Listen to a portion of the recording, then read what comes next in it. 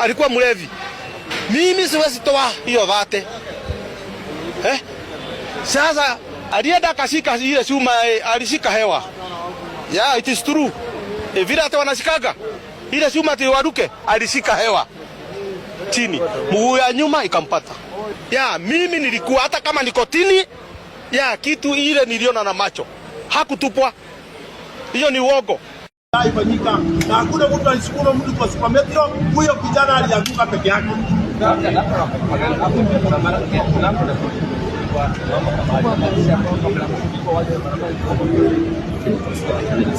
Ndio kwanza gari kianza kwenda, kuna hao watu wanakuja wanasimama. Okay. Zile zote zinapita hapo, zinapita na makarao. Sad news. So sad. Mahaters mmefurahia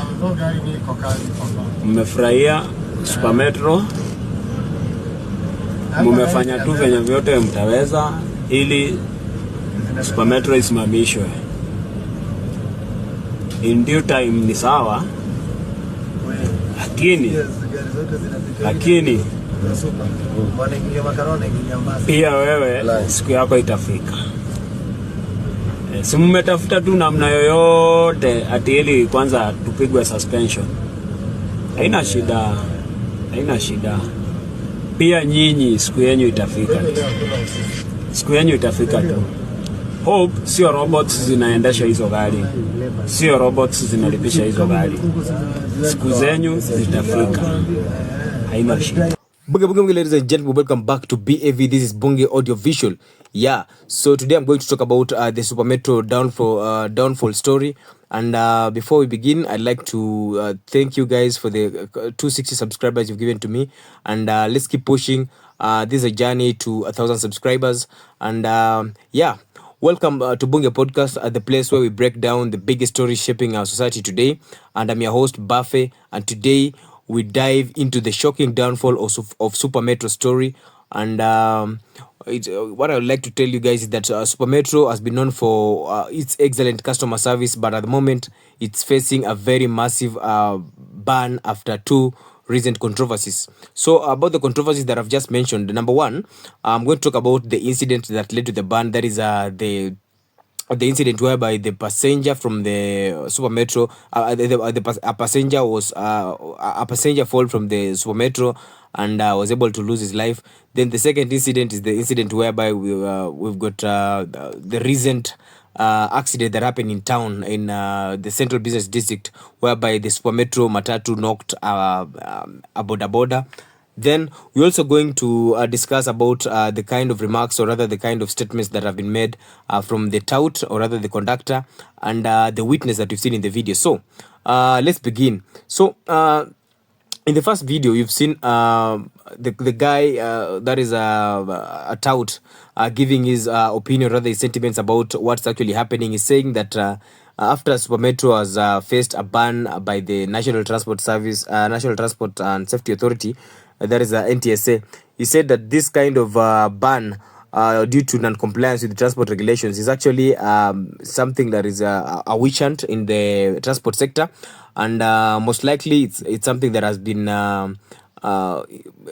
initiated by their rivals. So by saying that it's something that has been initiated by their rivals, the guy was the tout meant that some of the other SACCO members were the one who actually trying to take advantage of the current situation that Super Metro are in, and making sure that they never make a comeback, or rather do what we call a damage control. So the incident that led to the ban, we all know that Super Metro, one of Nairobi's most trusted matatu companies, has come under intense scrutiny after the two tragic incidents. So the first one, I've said, about a bodaboda accident in town, and a Super Metro bus, whereby Super Metro bus was involved in a crash. And while details are still emerging, this incident has really raised concerns about road safety. Then just days before, we saw another shocking event whereby a passenger allegedly fell from one of their buses over a 30 shillings dispute. And reports initially claimed that a conductor in that Super Metro is the one who actually pushed the passenger, leading to his death. And that incident really caused public outrage with many questioning the company's safety measures and staff conduct. So, what I also like to say is that one thing you need to know is that in the video that you've watched about the conductor giving his sentiments, you've seen that video that has gone viral, whereby the Super Metro conductor, after the Super Metro was suspended by NTSA, he was able to fire back at their competitors, and he accused them of taking advantage of the situation to destroy the company's reputation. And he argued that accident happened and that their rivals should not celebrate, sarcastically questioning whether their matatus are driven by robots, because one of them amesema it's okay, we understand that there's some people actually happy because at the moment you're facing challenges that are usually that usually come in business, which are just part of business. As for us, we know that this is just an accident that happened and the guy was drunk, but for now we take it as a challenge and we aim at getting better. But to those who are actually trying to take advantage of this kind of situation to ensure that they actually kick us when we are down, we pray that your matatus never find. We pray that your circles never get through such enormous challenges, because.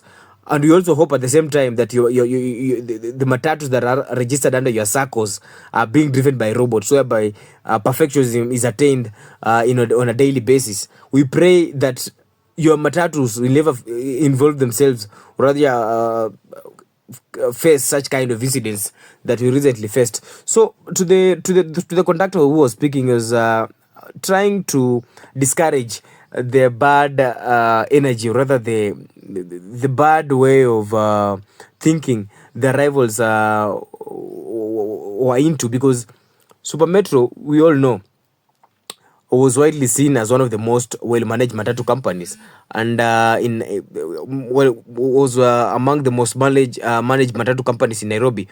Their good reputation in customer service and discipline made them a favorite, the favorite, the most preferred circle when it comes to matters of transportation service delivery. So, and many commuters had really gained trust when gained trust in Super Metro. But now, as they face an indefinite ban after the NTSA, so many people are actually asking themselves a question. They're asking various questions.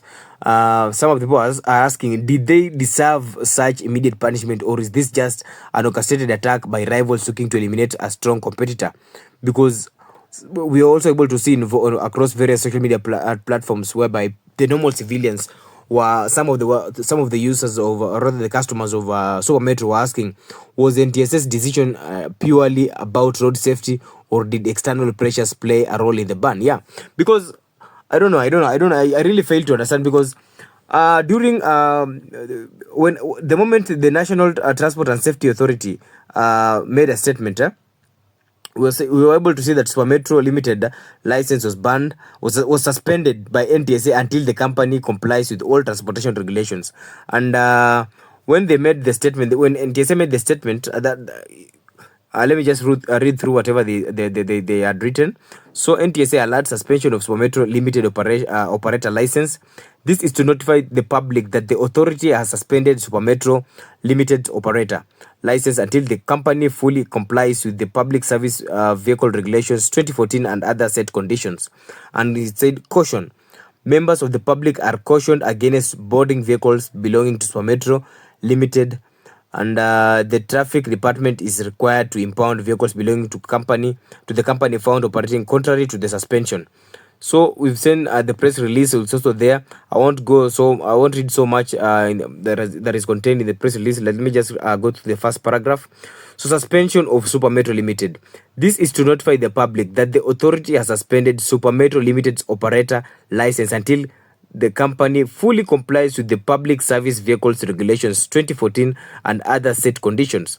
The decision was necessitated by the need to ensure that the company is not only compliant, but that it has put in place safety measures to protect the lives of its passengers and other road users. Then we were able to see there's a comprehensive analysis of Supermetro's limited operations that is also written there. I'm not going to go through much to go through all those to go through all that information, but what I can say that towards the end of the press release, we were also able to get a caution at the end stating that members of the public are cautioned against boarding vehicles belonging to Supermetro Limited. The traffic department is required to impound vehicles belonging to the company found operating contrary to the suspension. So lately I've been able to see two or three matatus.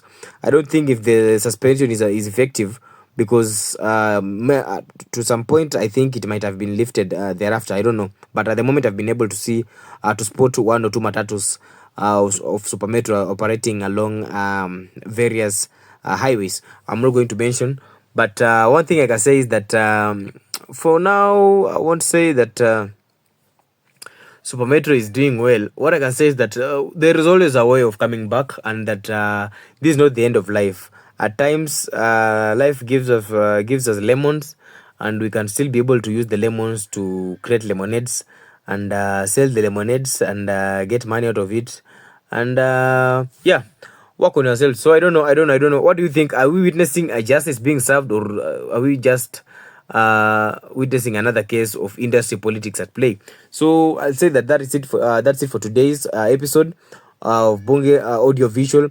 What I would like to encourage you guys that keep subscribing to my channel. Let's keep the conversation going. Hit me up on social media and let me know your thoughts, and don't forget to subscribe for more deep dives into Kenya's biggest stories. Until next time, stay informed and stay safe. Adios muchachos. Peace.